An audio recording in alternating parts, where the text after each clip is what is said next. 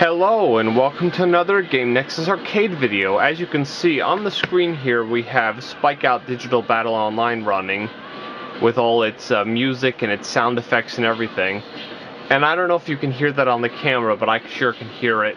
The Sega Model 3, which is actually right to the left of where the camera is sitting, it's got two rather large cooling fans that make it a bit loud.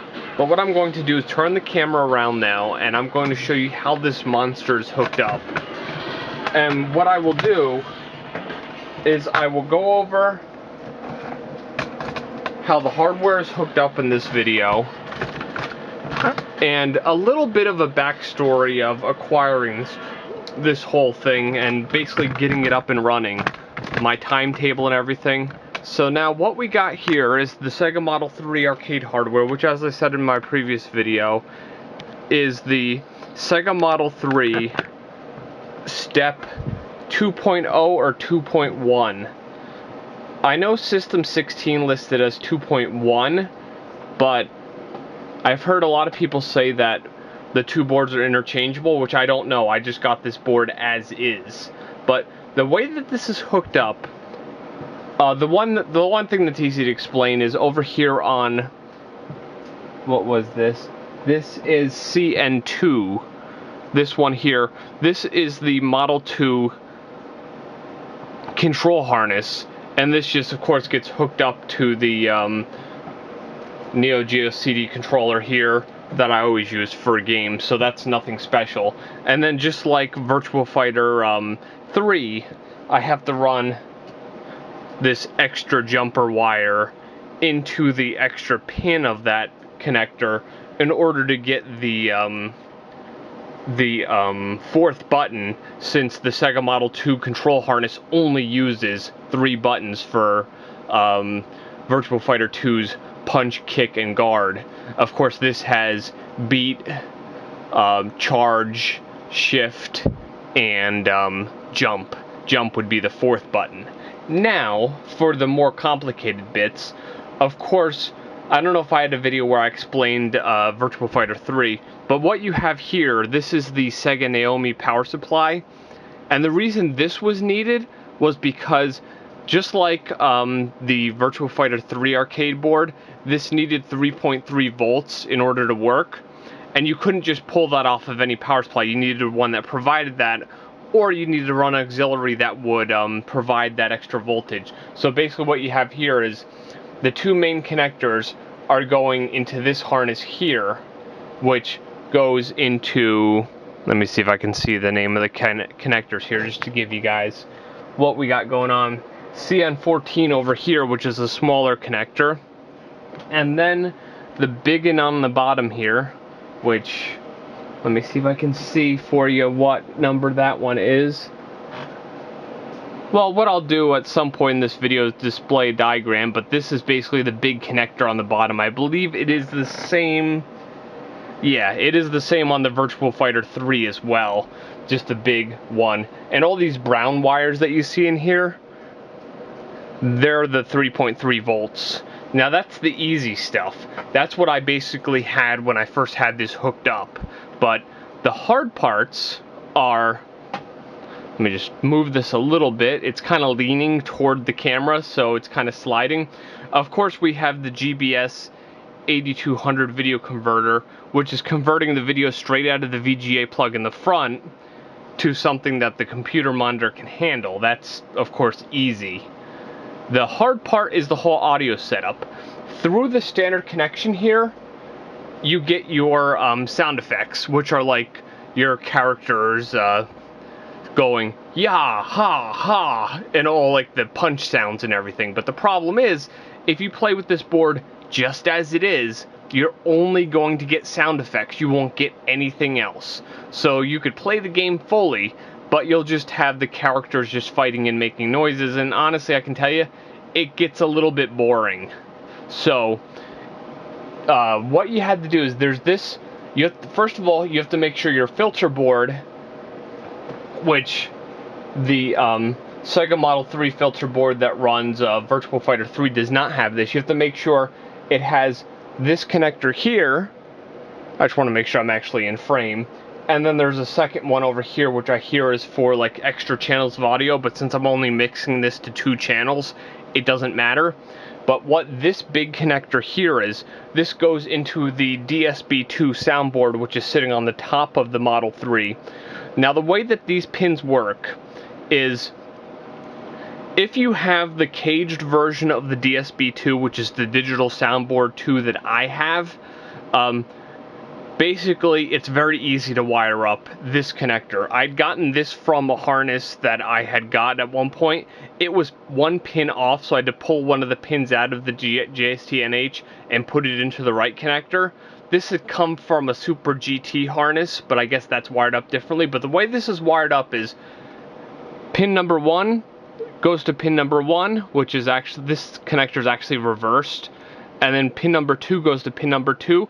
Pin number 3 is blank. Pin number 4 goes to pin number 4. Pin number 5 goes to pin number 5. Now, if you just had the DSB2 board without the cage, since when it goes from the plain DSB2 board, what I'll do is at some point I'll throw an image of the DSB2 like without the cage on the screen, but when it goes from the cage to the filter board, it kind of swaps up the pins. So if you were running it straight from the CN6 connector on the DSB2 board to the Model 3, it would be all the pins would be swapped. So it would be Model 3 1 to DSB 4, Model 3 2 to DSB 5, Model 3 4 to DSB 1, and then Model 3 5 to DSB 2. But as I said, if you have the filter board and you have the cage, it's just 1 to 1, 2 to 2, 4 to 4, 5 to 5. That makes that very easy, and that's just basically to bridge these 2 connections.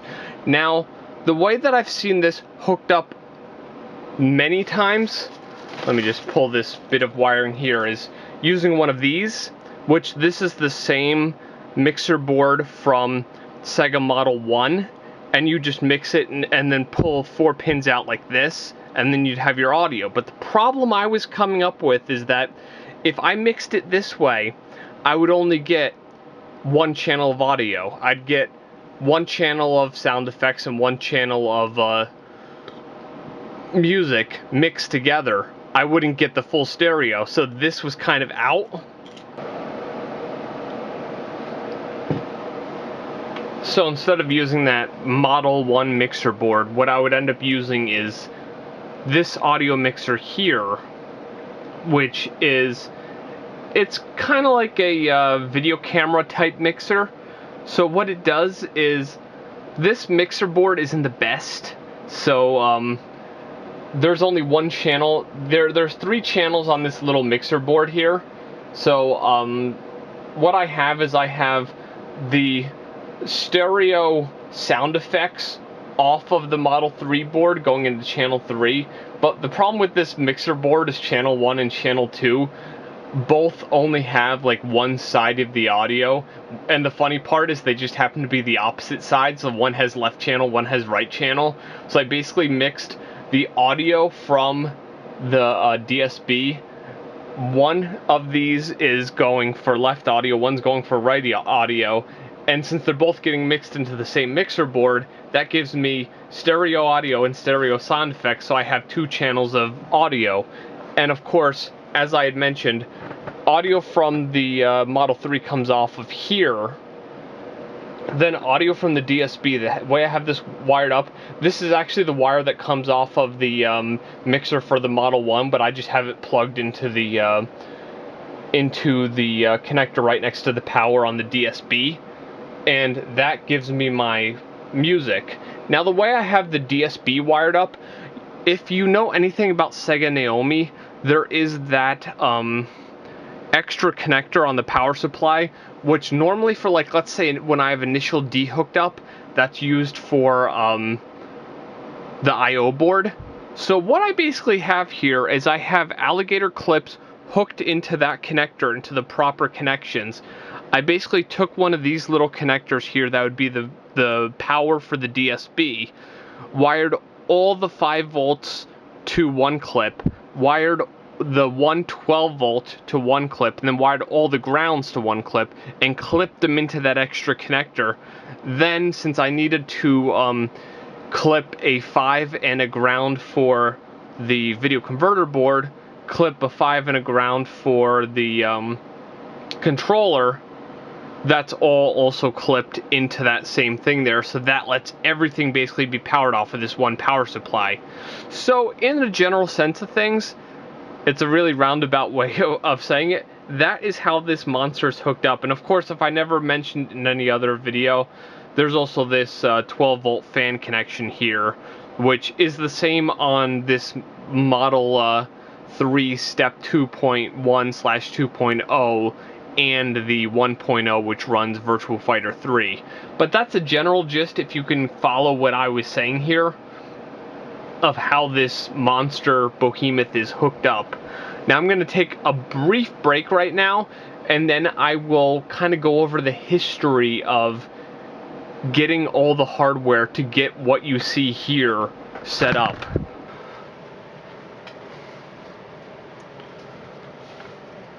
Okay, now this will be just a brief history of me getting Sega Model 3 Step 2 and getting it all hooked up. This all started way back on October, well, I wouldn't say back on October 27th of 2015, but a seller who basically put a lot of, as he called them, unknown arcade boards online, and would just put complete Sega board set. This is the actual title of the auction.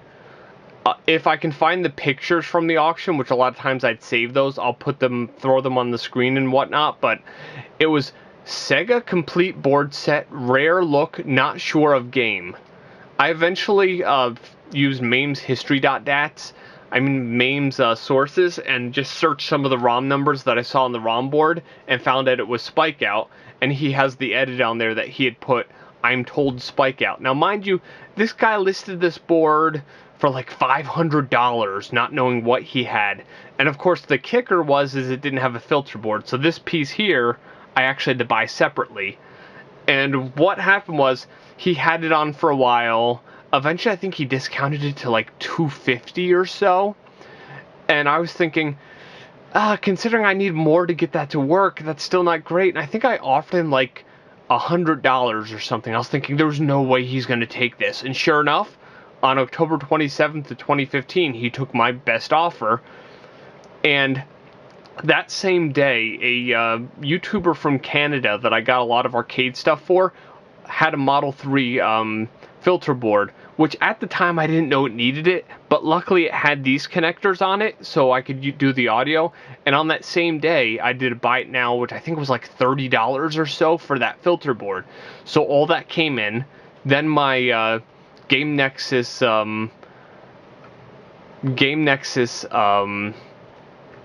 new pickups video for November of 2015 aired, where you saw, here's the Spikeout board without the music and everything. If you go back to that video, you'll see what I mean. And yeah, pretty much after that, I would say I'd gotten some other arcade boards, like I got Planet Harriers, and I got a bunch of others which really just averted my attention from this for a while.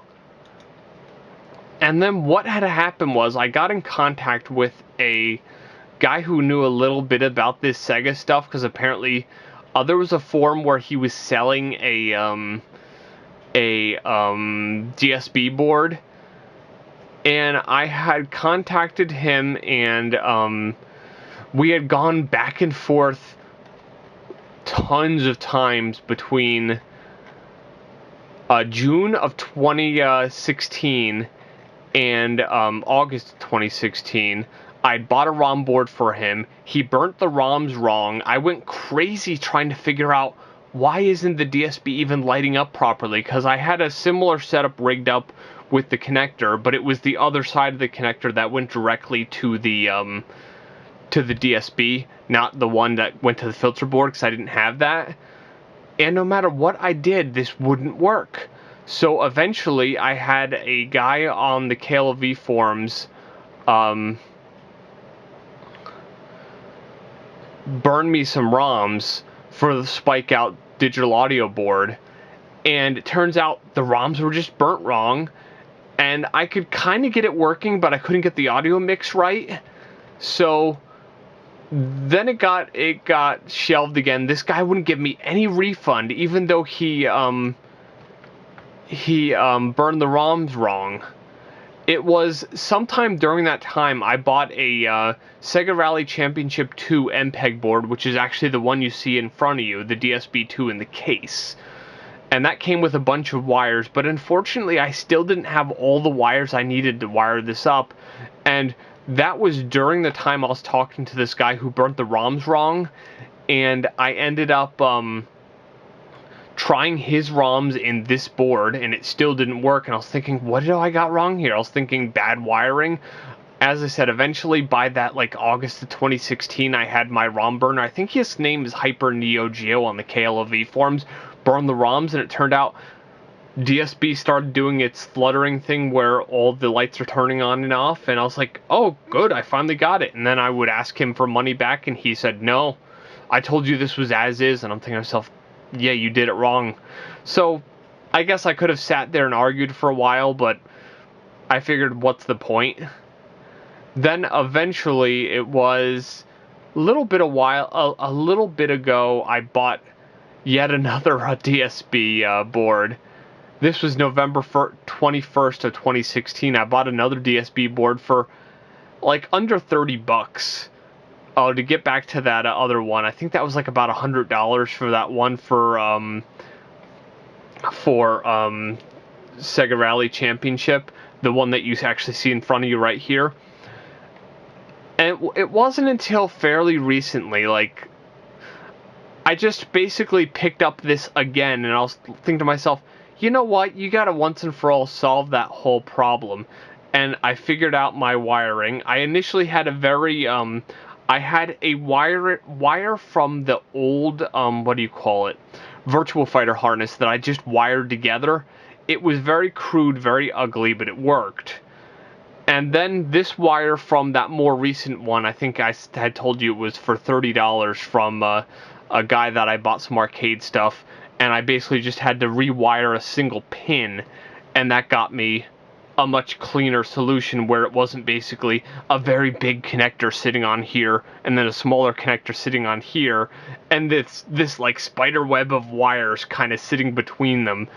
And yeah, it wasn't too pretty, but it worked. But then I eventually just figured this out. I looked up online how to move a pin in a JST&H connector, and that's how it worked. It popped in, and we were all good to go. Now we're finally good to get the audio. And as I had mentioned earlier in the video, I couldn't use that connector, so then I figured out this whole thing. I remembered I had this silly mixer. It took one night to figure this out, and yeah, finally, after over a year there, it's like a year and, let's see, if we count November, December, January, February, March, April. Yeah, it's like a year and 6 months, so like 18 months from getting this, it's finally working. But that's my story, and the next video in this series will be a full gameplay, well, part 1 of a full gameplay of Spikeout Digital Battle Online. Well, until then, I will see you later with some gameplay of Spikeout. Bye.